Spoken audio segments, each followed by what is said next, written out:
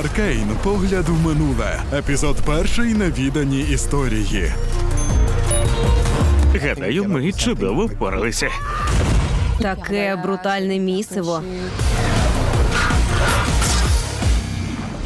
Друга частина була такою, що нам хотілося спробувати чогось нового, якихось нових стилів тощо, як от Джинкс сконструювала нову руку для Севіки.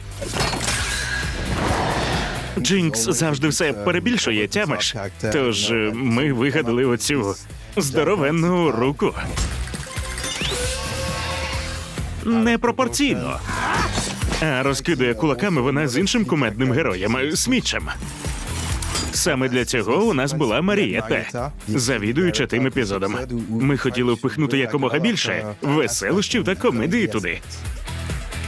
У сценарії була прописана хореографія, і тоді в голову нам прийшла ідея з музичною рукою.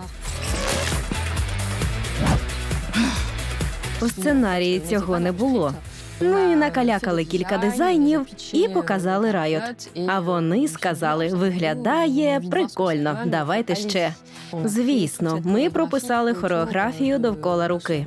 Розкадровщик добавив мізансцену, а деякі ідеї придумали аніматори. Усе божевілля, Джинкс, запхане у ту руку. Там є феєрверки. Оці величезні крокодилячі клешні наприкінці. Також боксерські рукавиці. Ось. Головне було зробити руку особливою і чітко показати, що її створила Джинкс. І цей уривок візуально зв'язаний з емоціями Джинкс. З боку художнього режисерства ми пішли в легковажність і щось менш реалістичне, більш шалене, надихаючись енергетикою відеоігор. Цю руку не передбачиш, вона повна характеру Джинкс, з графіті, розфарбована, мов брутальне місиво. І, звісно, ця дитячість. І в підсумку маємо жменю творчості, яка є результатом командної роботи. Гадаю, нам вдалося створити щось схоже та новітнє, порівнюючи з більшістю наших попередніх доробків. Здоровенькі були. Я Олексій, співтворець Аркейну. І ми говоритимемо про деталі Аркейну, які у нас зосталися на підлозі робочої кімнати. У нас був світ, у якому Вай та Джинкс певним чином помінялися місцями. Вай та Павдер вирушили рятувати Вандера, та все йде не за планом. А ось після цього саме Вай втрапила під вплив Сілко, а Павдер щезла. Звісно, ви щойно відкинули цю ідею з голови, як і я тоді. Проте це дещо змінювало погляд на речі. Там Вай, наче виконувала роль Севіки. А от знаєте, Джинкс з іншого боку була непередбачувана, типу хаотична агентка. Тож тут ось це усе. Вай по одну сторону міста та Кейтлін з іншого боку міста. Вони намагалися здолати цю нову загрозу. Ну і в процесі зійшлися разом, приблизно якось ось так. А де вона була увесь цей час? Її віднайшли, і вона була взята під опіку Віктором. Звісно ж, перед тим, як Віктор став роботом. Ось так ось. Є щось таке вразливе, особливе, що відлунюється в стосунках між Джинкс та Сілко. Як дві людини, що пройшли крізь жахливі, важкі травми, втративши будь-яку надію. Ця історія значно багатша, попри те, як весело споглядати за тим, як Вай когось гамселить. Треба ж залишати щось і на потім. Вандер та Сілко. Всім вічно цікаво, що ж там такого відбулося, знаєте? Ну, у нас була головна ідея, що між ними сталося. Була одна от конкретна річ щодо цього. Це те, що було саме тріо у старі часи. А саме Бензо, Вандер та Сілко. Вони всі крутелики, а Пілтовер був місцем із багатьма суворими правилами. А як же вони фінансували свою спільну мрію? Ну, вони доволі добре знали тунелі тож могли робити різні махінації. Тож вони робили свої хитрощі, ну знаєте, аби сплачувати свої рахунки. А Бензо, зрештою, спіймали на цьому.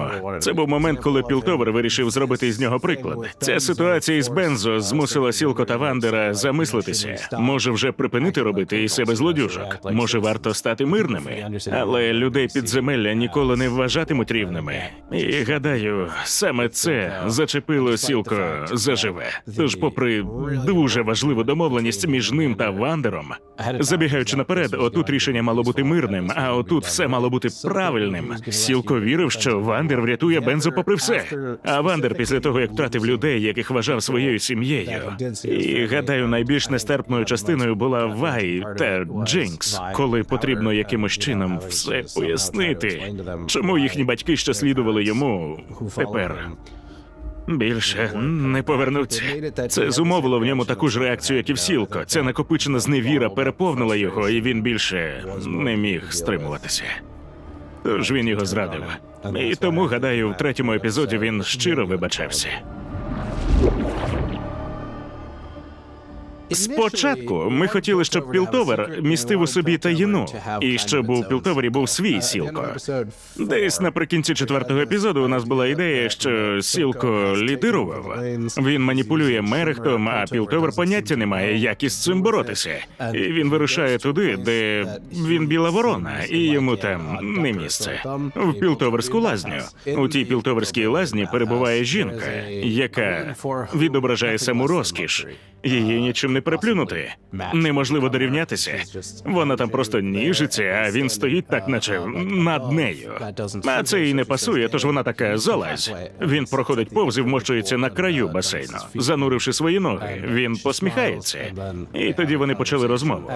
А в Мел є ця особливість, яка мені дуже до вподоби, що вона любить різні головоломки, які конструюють найкмітливіші майстри Пілтоверу. Це гра та водночас і винагорода. Адже якщо тобі вдасться розгадати головоломку, там завжди буде прихований якийсь приз. Ну, тож, отаким був погляд на Мел. З усіма наступними рисами. Дисципліна, грація та дипломатія. З усім цим вона видавалась кращою. Завжди значно цікавіше спостерігати за кимось, хто має на меті стати героєм. Хоча походить з місця, де славлять лиходіїв. Але все ж стоїть на своєму, мабуть, і не йде тим самим шляхом. Насправді є доволі багато людей, що пишуть нам. І всі, хто доклав зусиль, щоб звернутися до нас, бо я знаю, що є багато незбіжностей та особливостей. Це дуже цінується, а ще чесно, це нас мотивує найбільше. Думаю, так, тож дякую вам. Бій між Джинкс та Еко на мосту. Це найдивовижніша візуальна річ, яку мені доводилося бачити. Це так захопливо. А історія за цим бездоганна. Джинкс запалила синє куриво і здійняла його високо на майданчику у підземному місті Зауні. Ми з братом одразу розридалися. Двоє плаксивих хлопчаків удома. Там Джинкс. Видно її довгі коси, коли вона вже доросла, та особисто я ще більше співчувала героїні. Візуалізація незрівнянна, усе таки деталізована. Для мене найважливішою сценою в Аркейн є сцена сімейного чаювання. Особливо фраза «Чи ми досі сестри?». Для мене це було, коли я познайомилася із Вай та як персонажка розвивалася впродовж шоу. Гадаю, вона неймовірна, справді відважна жіноча героїня. В неї трохи гострі кути, мені це подобається, таких небагато. Момент, коли ми бачимо, як Джинкс спускає курок, цей вибух емоцій. Та жах, коли Кейтлін волає, а музика її поглинає. Це так атмосферно. Дуже довго воно залишалося в моїй голові. Коли я побачив Пілтовер та Зауна, в яких справді жевріє життя в Аркейні, я просто випав від захвату. 7-й епізод другого сезону мій улюблений. Той танок. Еко та Павдер, коли Еко усвідомлює, що у нього могло бути у тому паралельному світі, та він все ще обирає повернутись та боротись за власний світ, попри те, що його ніщо не тягне назад, а наоборот, люди зумовлювали його зостатися, і це було дуже потужно. Гадаю, для мене це воз'єднання Джейса та Віктора в останньому епізоді другого сезону. Це надзвичайно прекрасна сцена, особливо через анімацію з поєднанням 2D та 3D. Очевидно, весь шлях Віктора для мене був дуже важливим. І, звісно, остання сцена з Джейсом. Інвалідність була завжди поруч, але не була проблемою. Він просто залишався собою. Мені дуже сподобалася сцена, де ми проходимо шлях Джейса, коли він перебуває на самому дні. Його перекидає в паралельний вимір, де він змушений перебудувати своє життя, перед цим втративши усе. Він, зрештою, має усвідомити наслідки своїх дій по відношенню до магії та гексядра. Дякую, друзі, за таку чудову спільноту та ваше розуміння. Ви неймовірні, і я обожнюю дивитися на всі ті косплеї. Ви дивовижні. Хочу подякувати за таку велику кількість дизайнів Джинкс та додавання деяких із тих стилів до гри, щоб вона мала більше хороших образів.